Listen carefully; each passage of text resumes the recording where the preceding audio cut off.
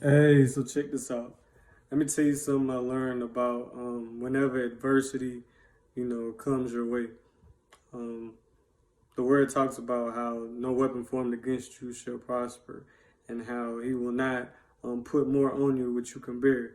And even in temptation, because God never tempts us to do anything, temptation comes from our own desire to want to do that which we know we're not supposed to do. But even in that, it says that God will give you a way out. So what I'm learning about adversity is how, like, in it, it shows us where we are in our walk with God, or in our faith.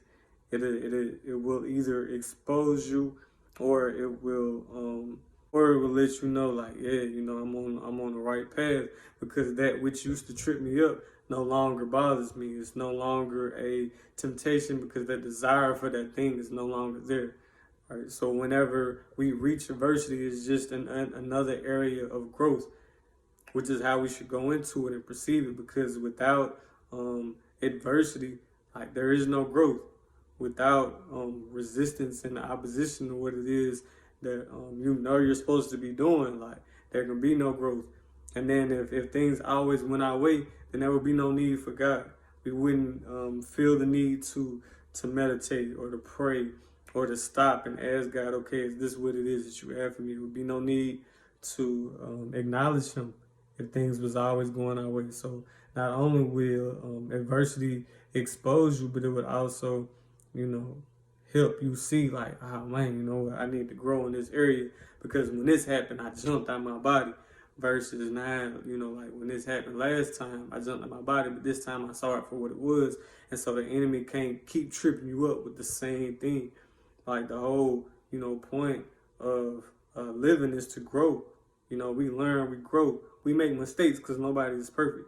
You make a mistake, once you see that it's a mistake, as soon as you turn around, like, God is really ready and willing to accept you with open arms.